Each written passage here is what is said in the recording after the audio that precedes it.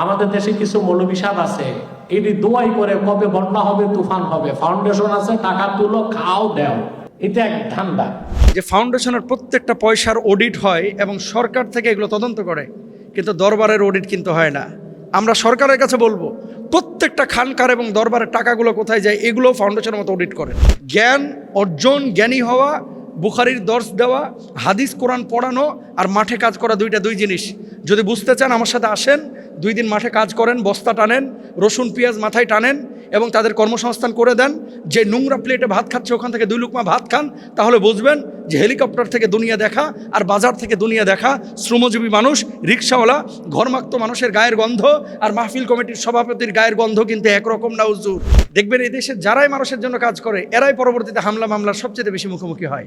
তবে একটা কথা বলতে চাই, না জেনে কারো ব্যাপারে কোনো কথা বলা শরীয়তের দৃষ্টিতে এটা কিন্তু সম্পূর্ণ রূপে নিষিদ্ধ এবং হারাম কাজ। আল্লাহ তাআলা কি বলছেন কোরআনুল কারিমে? আল্লাহ বলছেন, ইয়া আইয়ুহাল্লাযীনা আমানু ইজতানিবু কাসীরাম মিনায-যন্ন ইন্না বা'দায-যন্নি ইসম ওয়া লা তাজাসসাসু ওয়া লা ইয়াগতাব বা'দুকুম বা'দা। অধিক ধারণা থেকে বেঁচে থাকো, নিশ্চয় কিছু ধারণা গুনাহ। তোমরা একে অপরের গুনাহ গোপন বিষয় অনুসন্ধান করো না এবং কেউ কারো গীবত পরনিন্দা করো না। যেই পীর সাহেব এ কথা বলেছেন, উনি পরবর্তীতে বলেছেন যে ক্ষোভ থেকে বা মুসলিমরা সেই প্রতিষ্ঠানে গিয়েছিল, সেখানে সাহায্য করা হয়নি, এই হিসাবে তিনি এই প্রশ্নগুলো ছুড়েছেন যে এই প্রতিষ্ঠানের কর্ণধার তারা করেন কি, এবং এরা চাই যে বন্যা আসুক, আসলে আয়েগা খায়েগা, তারপরে কিছু বিলায়েগা, তাই না, বন্টন করবে আর কি। মানে বন্যা আসুক, কাফন বিক্রেতা যেমন সবসময় চায় যে মানুষ মরুক তাহলে কাফন বিক্রি বাড়বে, তো বন্যা যারা চ্যারিটি কাজ করে, ফাউন্ডেশনের কাজ করে, এরা চায় যে হচ্ছে সিডর আসুক, আইলা আসুক, বন্যা আসুক, তাহলে কী হবে, কিছু আর্ন হবে, কিছু বিতরণ হবে, কিছু খাওয়া দাওয়া হবে। এই কথাটা যদি তিনি বুঝে শুনে ইন্টেনশন এভাবে নিয়ে বলে থাকেন, তাহলে পরিপূর্ণভাবে না জেনে তিনি অপবাদ দিয়েছেন, কারণ তিনি চ্যারিটি ওয়ার্কারদের অন্তরের খবর জানেন না। আমি ওনাকে বলতে চাই, যিনি এই কথা বলেছেন, আকাশে যখন হেলিকপ্টারে ওড়েন কালো চশমা থেকে দুনিয়া দেখা, চকবাজার, গুলিস্তান, ইসলামপুরের এই যে শ্রমজীবী মানুষ যাদের গাটা ঘামে ভিজে থাকে, এদের চোখ দিয়ে দুনিয়া দেখা দুইটা কিন্তু দুই জিনিস। আপনি মাঠে নামেন তাহলে বুঝবেন দুনিয়াটা কত কঠিন, দুনিয়াটা কত কঠিন। মাঠে নামেন তারপরে বুঝবেন। এই যে মোবাইলটা, আপনারা যদি কেউ আসেন সামনে আমার কাছে দেখতে পারেন, গত 2 দিনে প্রায় 900 ফর্ম আসছে আমার কাছে শুধু কর্মসংস্থানের জন্য। এই যে একটু আগে একটা মানুষ এসে কাঁদতেছিল, আপনারা নিজেরাও দেখেছেন। 900 মানুষ শুধু ফর্ম ফিল আপ করেছে যে আমাকে একটা কাজ দেন, আমি বেঁচে থাকতে চাই, আমাকে শুধু একটা কাজ দেন। এমনও ঘটনা পেয়েছি, 3 ভাই বেকার, প্রতিবন্ধী, ডিজেবল, একজন বিষ খেয়ে মারা গেছে আর 2 জন অপেক্ষমান আছে। কয় যদি মরাটা গুনাহ না হতো তাহলে আমি মারা যাইতাম।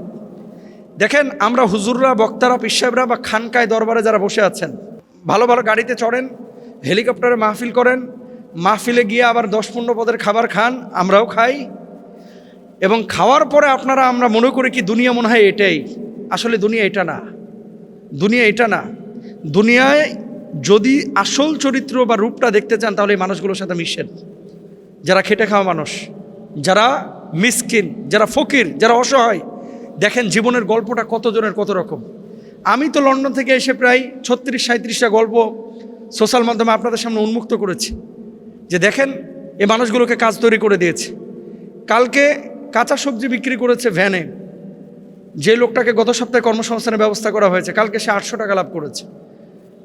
এই যে মানুষগুলো একসময় শূন্য ছিল, কিচ্ছু ছিল না, আজকে সে একটা কাজ করতেছে, কোনো না কোনোভাবে আল্লাহ তাআলা তার ব্যবস্থা করে দিয়েছেন। এই কাজগুলোকে আপনারা কেন অ্যাপ্রিসিয়েট করেন না? এদেশের মানুষ কেন পেছন থেকে খামচে ধরে, কেন টেনে ধরে? আমি হুজুরকে বলবো যে দেখেন, আপনাকে আমরা সম্মান করি, শ্রদ্ধা করি, ভালোবাসি, কিন্তু আপনি যখন সত্তাগতভাবে কাউকে হিংসা করবেন, আপনি যখন কারো কাজ নিয়ে যখন প্রশ্ন তুলবেন, আপনি বলেছেন যে এদের হিসাব নেওয়া উচিত, যে এরা এত টাকা মানে কি করে, অডিট করা উচিত। আপনার হয়তো বা জানা নাই, আমরা যখন ফাউন্ডেশনের পারমিশনগুলো নিয়েছি, মেমোরেন্ডামে কমিটি করে সরকারের সমস্ত শর্ত শারায়েতগুলো পূরণ করার পরে, গভর্নমেন্টে আবেদন করার পরে, তদন্তের পরে কিন্তু ফাউন্ডেশনের অনুমোদন হয়। আপনার হয়তো বা জানা নাই যে ফাউন্ডেশনের প্রত্যেকটা পয়সার অডিট হয় এবং সরকার থেকে এগুলো তদন্ত করে, কিন্তু দরবারের অডিট কিন্তু হয় না। আমরা সরকারের কাছে বলবো প্রত্যেকটা খানকার এবং দরবারের টাকাগুলো কোথায় যায় এগুলো ফাউন্ডেশনের মতো অডিট করেন। এগুলো দরকার আছে। কেন বারবার শুধু দেখবেন এই দেশে যারাই মানুষের জন্য কাজ করে এরাই পরবর্তীতে মামলার সবচেয়ে বেশি মুখোমুখি হয়। আর তারা ইন্টেনসিভ কেয়ার ইউনিটের মধ্যে থাকে, তারা কারা? যারা গোলালু মার্খা, এরা কোনো সংঘাতের মধ্যে নাই, এরা কোনো সংগ্রামের মধ্যে নাই, এরা নিজে খাচ্ছে, দাচ্ছে, ঘুমোচ্ছে, দুনিয়াটাকে আপনার ব্যবহার করছে। তারপরে এক সময় এরা আবার প্রশ্ন তুলতেছে যারা কাজ করতেছে। যেই প্রতিষ্ঠানের ব্যাপারে কথা বলা হয়েছে, লক্ষ লক্ষ মানুষের কাজের ক্ষেত্রে তারা চেষ্টা করতেছে। হ্যাঁ, ইন্টেনশন যদি তাদের খারাপ হয়, আপনি দোয়া করেন আল্লাহর কাছে যেন আল্লাহ তাআলা তাদেরকে ধ্বংস করে দেয়। আল্লাহর কাছে বলেন, যেহেতু আপনার কাছে কোনো ডকুমেন্ট নাই, আপনি ডকুমেন্ট ছাড়া কথা বলছেন কেন?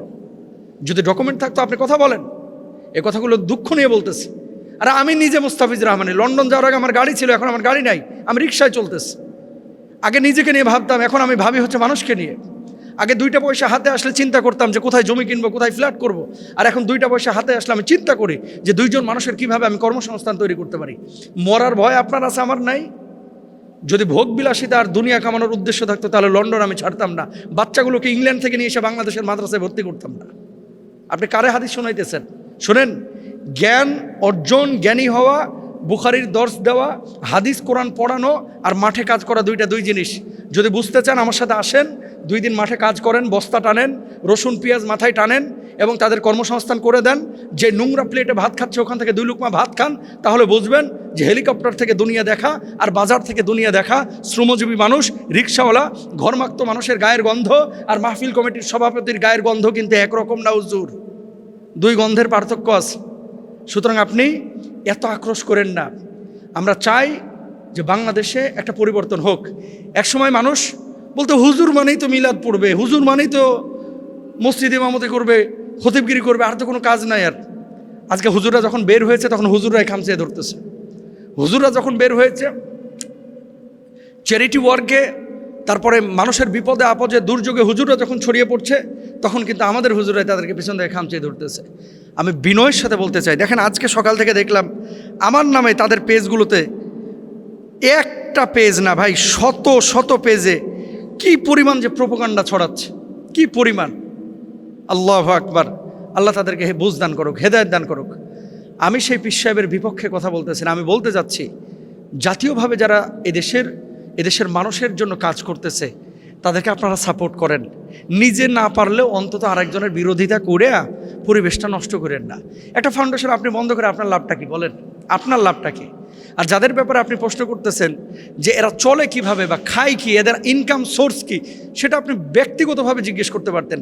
এভাবে ওপেন পাবলিকের সামনে বলে আপনি প্রশ্নবিদ্ধ করে এদেশের মানুষকে কনফিউশনের মধ্যে ফেলে একটা জাতীয় ক্ষতি করেছেন।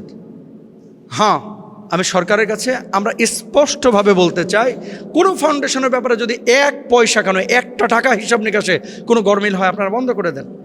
আপনি নিজের দরবার খানকাতে যে পরিমাণ কালেকশন হয় সেখান থেকে কিন্তু শত শত মানুষের এরকম চ্যারিটি কাজ করা সহজ।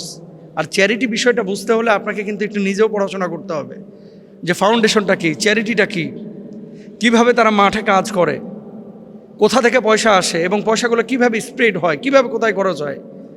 তো আর কামড়াকামড়ি করেন না, আর ধাক্কাধাক্কি করেন না প্লিজ। এবার একটু স্থির হন।